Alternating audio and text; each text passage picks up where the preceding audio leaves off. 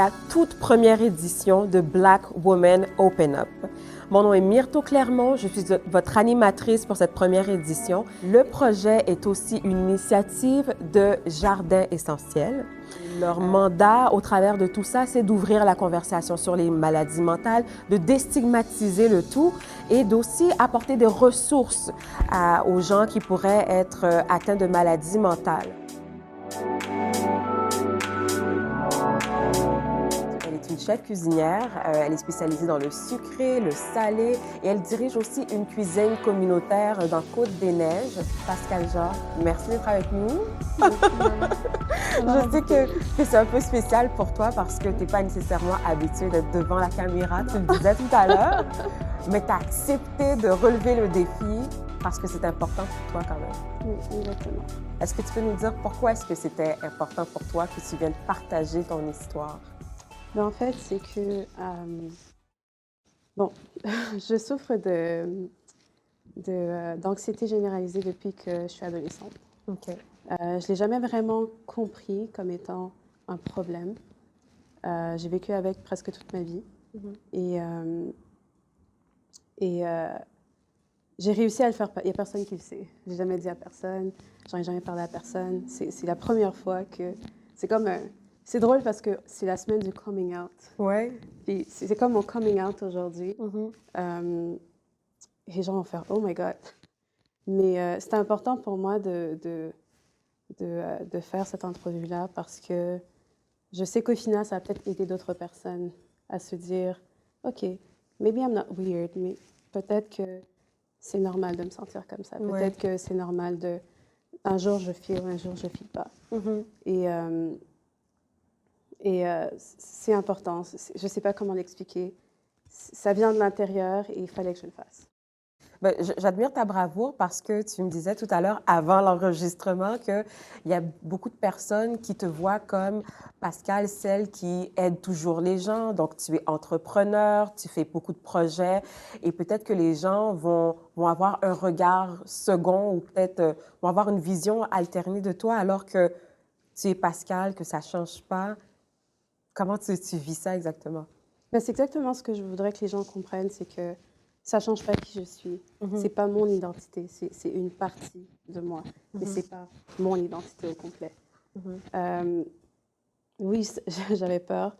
J'ai encore peur, j'ai le cœur qui bat comme un truc de fou là. Mais je pense que c'est important, c'est vraiment important de le faire. C'est arrivé dans un moment de ma vie où est-ce que je suis en train de vivre des choses assez spéciales.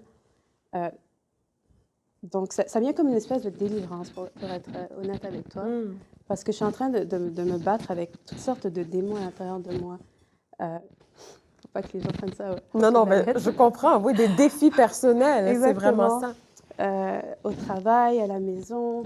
Maintenant, avec toute cette histoire de Covid, ça n'en plus finir.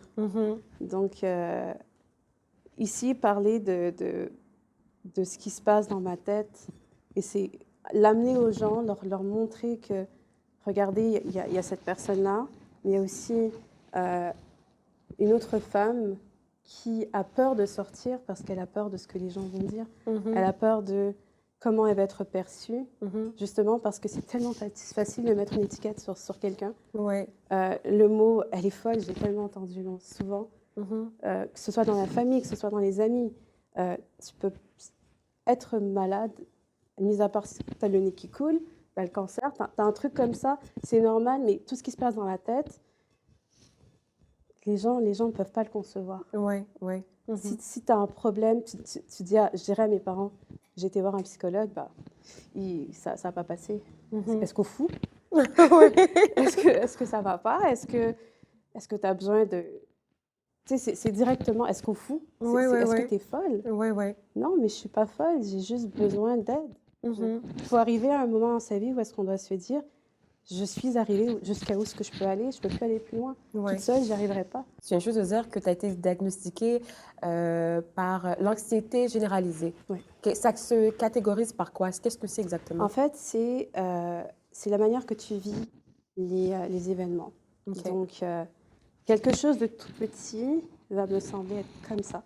Ah. et je vais l'extrapoler tellement loin. Comme par exemple, en ce moment, mon fils est au secondaire, c'est sa première année. Et ça fait un moment que je reçois des courriels de l'école qui me disent, bon, il y a un cas qui a été détecté. Et là, tout d'un coup, je suis devenue, OK, il ne peut plus sortir, il ne peut plus faire ci, il ne peut plus faire ça. Puis je l'ai gardé avec moi et je ne voulais plus qu'il aille à l'école. Ouais. Et c'était rendu que je rêvais, puis je me réveillais, mon fils il était malade, il était ci, il était ça. Et c'était horrible. Extrapoler, tu l'as dit, Donc, c'est ça. c'est souvent ça, c'est que les petits événements, dans ma tête, ils sont gros comme ça. Tout ce qui est tout petit pour quelqu'un, j'ai toujours peur qu'un truc arrive. OK. J'ai cette... je ne sais pas si c'est une mauvaise chose ou une bonne chose, mais chaque fois qu'il m'arrive quelque chose de bien, j'arrive pas à complètement... je peux pas être heureuse parce que je vais être comme, OK, il se passe ça, mais quelque chose va arriver. Il va arriver quelque chose, c'est sûr. C'est sûr que tout va bien. Quand tout va bien, moi, je stresse parce que tout ne va jamais bien. Je comprends. Il y a un truc qui va arriver. Donc là, moi, j'attends. Je suis toujours en train de prévoir. Moi, je suis une fille qui prévoit tout. Donc, je prévois qu'il va arriver un truc. Donc, je mets des sous de côté. Je m'achète une autre voiture. Je fais toutes sortes de trucs en prévision de quelque chose qui arrivera jamais, peut-être. Wow, je comprends. Et c'est ma vie de tous les jours, ça. C'est une raison pour laquelle je déteste les textes. Parce que le texte, c'est t'envoies un texte et tu dois attendre. Et moi, c'est l'attente qui c'est insoutenable. Je ne peux pas attendre. Je me dis, OK, soit qu'elle ne l'a pas reçu, soit qu'elle l'a reçu, mais elle ne veut pas répondre. J'ai fait quelque chose. Et là, c'est un truc ça s'engendre et ça finit jamais. Je comprends. Donc, voilà. Et à partir de quel moment est-ce que tu prends conscience que ça ne va pas, que je suis une personne anxieuse? Quand je vois les gens réagir face ce que moi j'appelle des problèmes et qui ne sont pas des problèmes, j'ai le cœur qui bat, je deviens fébrile, je deviens... puis là, c'est là que je fais, wow, OK, ça va pas. Quand mon cœur il commence à battre tellement que j'ai l'impression que je vais tomber dans les pommes, là, je me dis, OK, là, ça va pas. Il se passe un truc, je recommence. Je suis en train de faire ce que je fais tout le temps. Je m'énerve et là, je suis comme, OK. Là, j'ai les mains qui tremblent. Je deviens moite et là, je n'arrive plus à parler, je n'arrive plus à m'exprimer. Et du coup, I gotta take a deep breath. Excuse-moi. Oui, tu prends je prends une grosse respiration et là, je dis, OK, je dois me calmer parce que là, ça ne va plus. Ça va plus. Des fois, c'est avec les enfants que ça arrive aussi. Quand mes enfants, ils jouent, ils s'énervent, ils cassent un truc. Et il y avait déjà autre chose de la journée qui s'est passée au travail. Ça s'accumule. Et là, ça s'accumule. Et là, je dis aux enfants, OK, là, maman, elle ne va pas bien. Donnez-moi un instant. Je vais dans ma chambre. Et là, je dois faire des grosses respirations parce que j'ai le cœur qui va exploser. Et en général, c'est ce qui se passe. J'ai l'impression que mon cœur va exploser. Toi, tu as été diagnostiquée à l'âge de 15 ans, c'est ça? Non, je n'ai pas été diagnostiquée à l'âge de 15 ans. J'ai été diagnostiquée beaucoup plus tard, après ma deuxième grossesse. J'avais 27 ans. Donc, toute mon adolescence, pour moi, c'était... Je savais qu'il y avait un truc, mais j'essayais de ne pas trop y penser. Je me dis, bon... À chaque étape de ma vie, on me dit « Ah, mais non, t'inquiète pas, c'est l'adolescence. Oh, mais non, ils ont toujours une raison pour tout. Ah non, c'est pas grave si t'es enceinte. Oh non, c'est pas grave, tu viens de te séparer. Oh non, c'est pas grave. » Il y a toujours... Les gens ont toujours une réponse. C'est jamais la maladie mentale, c'est toujours les circonstances. J'ai besoin d'un nouveau chum, j'ai besoin j'ai besoin de sortir, j'ai besoin de boire, j'ai besoin... Ils ont toujours une solution pour tout. Donc moi, je me dis, ah, bah, peut-être que c'est vrai. Parce que je connais personne qui est comme ça. J'ai un cerveau qui fonctionne, j'ai l'impression qu'il n'arrête jamais de fonctionner parce que je suis en train de te parler là et je pense déjà à ce que je dois faire dans 2 jours. Et je suis en train de, mon cerveau est en train de planifier pour ce que je dois faire dans 2 jours, alors que je te parle. Et je ne peux pas arrêter, tu vois, je ne peux pas arrêter parce que c'est comme ça que je suis. Et je dois tout prévoir parce que sinon, je ne me sens pas bien. Il y a quelque chose que tu as dit dans ta bio, tu dis... il fallait que je sois la femme forte parce que je suis dans une famille de femmes fortes. Donc, je ne pouvais pas être celle qui était faible. Exactement. C'était inconcevable que je le sois. Oui, parce que j'ai grandi c'est peut-être de là qu'aussi est venue mon anxiété. J'ai grandi avec ma tante. Ma mère, elle nous a eu super jeunes et elle nous a laissés à notre tante, à ma tante. Et c'est elle qui m'a élevée, c'est elle qui m'a emmenée en France. Et c'est une femme, franchement, c'est mon héros, cette femme. C'est mon héroïne, elle est fantastique. Elle était toute seule avec mon frère et moi, qui est son fils. Mais c'est la mère que je connais, donc mon frère et moi. Et elle nous a élevés. Après ça, elle a eu 2 enfants. Elle était toute seule, monoparentale, avec 4 enfants. Et c'est une femme extraordinaire. Donc après, quand moi, j'ai grandi, j'ai quitté la maison et tout, j'ai eu mes enfants, je me suis séparée. Et rien que la séparation,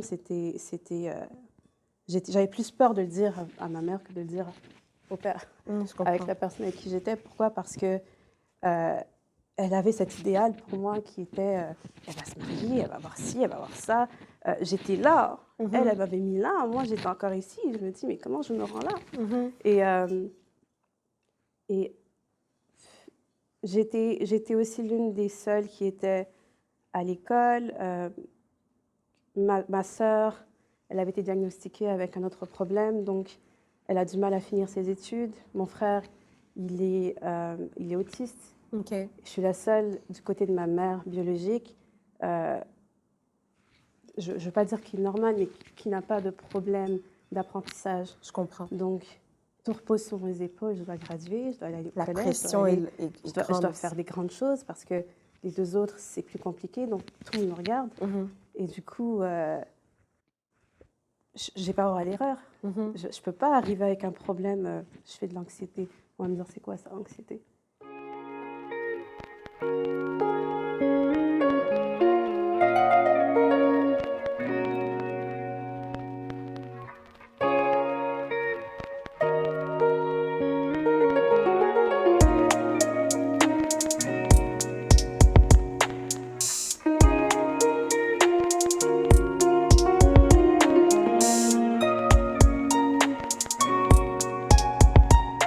Et comment est-ce que tu as décidé de consulter?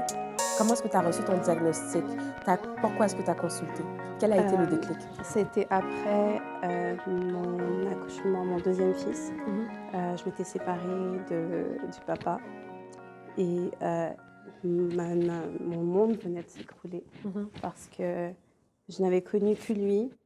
Pour moi, c'était l'homme de ma vie. J'allais finir avec lui. On allait se marier et tout. Donc, quand on s'est séparés, je suis tombée des nues. Je me suis dit, je vais faire quoi maintenant? J'ai 2 enfants. Je vais faire quoi? Je suis supposée faire quoi? Je vais rencontrer des gens, mais non, ça fonctionnait pas dans ma tête. Parce que c'était, comme je t'ai dit, je planifiais mes trucs. J'ai tout planifié. J'ai planifié mes grossesses, j'ai planifié. Tout était planifié. Donc, ça, j'ai pas vu venir. Et du coup, j'arrivais pas à fonctionner. J'arrivais plus à fonctionner. Je voulais plus sortir, je voulais plus rien faire. Mais là, j'ai pas le choix. J'ai un enfant de 4 ans, un bébé. J'ai déménagé avec le bébé et tout. Et du coup, j'allais pas bien. Je pouvais pas non plus. Il y a mon fils qui me regardait, il fallait que je sois forte pour lui. Il y a l'autre bébé qui était là. Puis il y a mes parents, il y a ma mère à côté qui me regarde. La pression, le regard, les enfants qui dépendent de toi, tout ça. Et là, j'ai fait non, j'y arrive plus. Là, c'était rendu que mon bébé pleurait et je le regardais. Et des fois, mon fils dit, maman, mais Nathan, il pleure. Et je faisais, ok. Et là, je le prenais et là, j'ai dit, non, ça ne fonctionne plus. J'étais complètement déconnectée de ma réalité. Et j'ai été voir un médecin qui, lui, m'a donné une référence. Et là, j'ai été voir un thérapeute. D'accord. On a commencé à parler, on a commencé à discuter de pourquoi j'étais là, qu'est-ce qui allait pas. Et j'ai commencé à pleurer. Le premier rendez-vous, j'ai tout lâché. On avait, je pense que c'était 45 minutes. Je pense que je suis restée 2 heures dans le bureau. Il m'a dit, vous savez quoi, on va annuler tous les rendez-vous. On va rester là, on va parler. Et j'ai parlé. Et après, il a dit, bon, ok. Il me dit, mais comment tu te sens? J'ai dit, mais Là, je me sens bien parce que c'est la première fois que j'en parle. Comment je me sens, depuis quand je me sens comme ça, euh, pourquoi je me sens comme ça. Au début, je n'étais pas trop sûre de pourquoi je me sentais comme ça. Je pensais, comme on m'a toujours dit, oh non, c'est pas grave, c'est tel truc, c'est tel truc, c'est tel truc.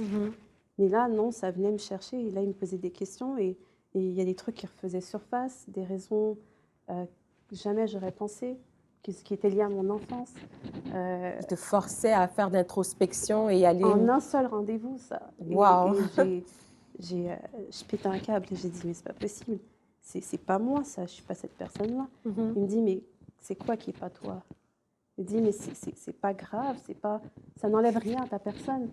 C'est que tu es un être humain, tu as vécu des choses et à force d'en mettre, à un moment donné, ça pète parce qu'il n'y a plus de place.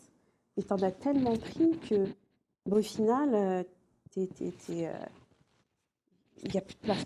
Ouais. Il y a plus de place. Et c'est le fun que tu en parles parce qu'en tant que femme noire, justement, on a ce stigma-là que la femme doit être forte. Puis oui. le terme Black woman, strong Black woman, moi, ça me dérange. Ouais. Ça me dérange parce que ça renvoie à l'image qu'on n'a pas le droit d'être sensible, qu'on n'a pas le droit de se laisser aller lorsqu'on est je ne sais pas moi, pas attaqué par la vie, mais lorsqu'on a des choses qui nous tombent dessus, qu'on ne peut pas être proche de ces émotions. Ouais. Puis ça renvoie cette image de femme toujours agressive, toujours... parce qu'on est stigmatisé. Est-ce que toi, tu t'es sentie stigmatisée aussi? Oui, toujours.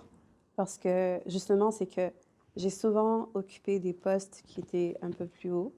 Justement parce que j'étais forte, parce que j'avais du caractère. C'est ça qu'ils disent à mon travail, parce qu'elle a du caractère. Je dis, ouais, mais des fois, parce qu'elle en a marre d'avoir du caractère. Qu'est-ce que tu as dit? Parce qu'elle en a marre d'avoir du caractère. Ah, des fois, ouais, parce qu'elle a envie de se lâcher et de ne plus avoir de caractère, de pleurer, si elle a envie de pleurer, mais je ne peux pas pleurer. Parce que je dois diriger, je dois ci, je dois ça.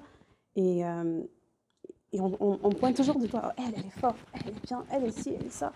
Et j'aime ça, tu vois, c'est le fun, ça me donne un certain caractère, mais en même temps, ça enlève de ma sensibilité. J'ai pas le droit d'être sensible. Dès que je suis trop sensible, on me regarde et on me dit, mais pourquoi il t'arrive quoi? C'est pas toi, ça. Ouais, il t'arrive quoi? Tu fais quoi? C'est comme si tu étais prise dans un personnage que tu dois garder tout le temps. Exactement. Et vivre avec l'anxiété, c'est drôle parce que je sais pas si vous connaissez Dexter. C'est un show qui passait à la télé avant. Non. Et on regarde pas la télé. c'est assez spécial la comparaison que je vais faire, mais Dexter, c'est un tueur, il tue des gens et tout. Il a des envies. Il appelle ça My Dark Passenger. Puis quand je l'ai vu la première fois, j'ai fait comme, OK, c'est ça que... J'ai pas envie de tuer personne, mais c'est le terme Dark Passenger, parce que j'ai toujours eu l'impression de vivre avec quelqu'un dans ma tête, dans mon corps. Et j'ai réussi pendant des années à faire taire cette fille, cette autre personne qui est dans ma tête, qui est tout le temps en train de me stresser, qui est tout le temps en train de me dire, quand tout va bien, il y a la petite voix, là, elle me dit, t'inquiète pas, ça va merder bientôt. Prépare-toi, ça va merder. Oui. Et j'avais réussi à la faire taire pendant plusieurs années. Plusieurs années, je lui disais, c'est bon, casse-toi, laisse-moi tranquille. Et j'avais réussi, j'avais pas pris de médicaments, j'avais suivi des thérapies de groupe, j'ai suivi aussi des auto-soins, ce que mon thérapeute appelait auto-soins, qui est en fait du yoga, de la méditation, voyage. C'est là que j'ai commencé à voyager aussi. Je partais en voyage 5, 6, 7 fois par année. Dès que je pouvais partir, je partais. Mais le problème avec les voyages, c'est que tu fuis, après tu reviens, tout est là. Ouais. C'est comme n'importe quel autre, quand tu bois, quand tu drogues, pendant le moment que tu le fais, c'est bien, tu oublies, mais quand tu t'arrêtes, quand tout est éphémère, tout s'en va, ben, tu reviens et tu es au même point. Tandis que la méditation, le yoga, parler aussi, les thérapies de groupe, tu gères le problème tout de suite, pour tout de suite. Et non pas tu gères ailleurs et après, bon, tu reviens et c'est le même problème. Donc... Oui. Et là, j'aimerais juste qu'on essaie de synthétiser le tout. tu as pris, malgré le fait que ce soit très anxiogène pour toi, puis c'est un peu sortir de ta zone de confort, tu as quand même accepté de venir parler aujourd'hui. Qu'est-ce que tu espères que ton témoignage enseigne à quelqu'un qui te regarde en ce moment?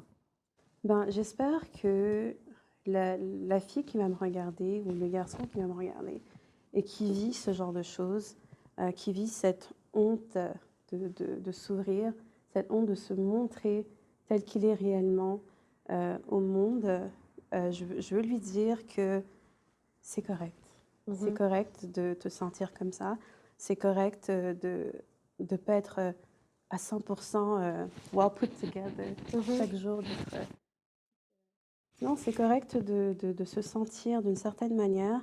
Et ce qui est important, c'est de reconnaître les signes. De reconnaître. Je vais juste faire une petite anecdote. Dernièrement, il y a un homme de la communauté, notre communauté de pâtisserie qu'on appelle, qui s'est enlevé la vie. OK. Et c'est venu me frapper parce que durant ce moment-là, j'étais en train de vivre énormément d'anxiété face à mon avenir, face à tout ce qui se passe dans ma vie, tout ce qui se passe dehors et tout. Et là, lui, j'apprends son décès et ça a été un wake-up call parce que je me suis dit, j'en suis pas là, Dieu merci, mais j'en suis pas... j'ai des peurs, je tremblais, je vis des trucs que je peux pas dire à personne. Et lui, il y a personne qui savait qu'il était malade. Et là, j'ai dit non, j'ai appelé ma meilleure amie, j'ai dit ça va pas, il faut que je te parle, voici ce qui se passe. Et elle a dit, pour de vrai, tu te sens comme ça? J'ai dit oui, ça va pas. Il faut que je fasse un truc. Et là, j'avais des commandes qui faisaient de partout. Et j'arrivais même plus à me concentrer sur ce qui, depuis les 7 dernières années, me permet de me refocaliser. C'est la pâtisserie, les gâteaux. C'est une thérapie pour moi. Et j'arrivais même plus à me concentrer. Je bâclais un peu mon travail. Je n'étais pas fière de ce que je faisais. Et là, elle m'a dit, OK, Pascal. Est-ce que tu faisais de l'auto-sabotage aussi? Probablement. OK. Probablement parce que j'étais pas bien et je commençais I was resenting the whole thing. Ça ne me tentait plus de le faire. Et quand j'ai réalisé que j'étais en train de perdre mon amour pour ma passion, j'ai fait OK, wow, il est temps que j'arrête. Il est temps que j'ai pris beaucoup moins de commandes. J'ai été voir ma meilleure amie. J'ai appelé mon thérapeute. Il prenait plus de rendez-vous, mais on prend des rendez-vous au téléphone, on parle. Donc, je veux vraiment que les gens ils puissent reconnaître leurs limites. Il faut arrêter de se pousser, ça sert à rien. Ça sert à rien d'avoir l'air 100% à chaque fois aux yeux des gens. Parce que une fois qu'on va perdre, on va perdre notre empreinte sur la réalité, une fois on va perdre le contrôle, il est trop tard. Il ne faut pas attendre de perdre le contrôle pour agir. Dès qu'on commence à se sentir, depuis que tu sens que tu es énervé, que tu sens que tu extrapoles tout, tu as peur de tout, c'est le temps d'agir, c'est le temps d'arrêter, de reculer, de faire OK, stop. On arrête tout. Oui. Moi un jour, je me suis levée au travail, j'ai déposé, j'ai fait. C'est assez. J'arrête. Donc, Merci beaucoup, Pascal, d'avoir partagé ton témoignage, ton histoire. J'espère que ça va pouvoir toucher plusieurs personnes puis vont se reconnaître. En tout cas, moi, je me suis reconnue un peu dans ton histoire. Merci énormément. Je te souhaite bonne chance dans des projets futurs. Merci beaucoup de m'avoir invitée. Je l'ai faite, oh my God!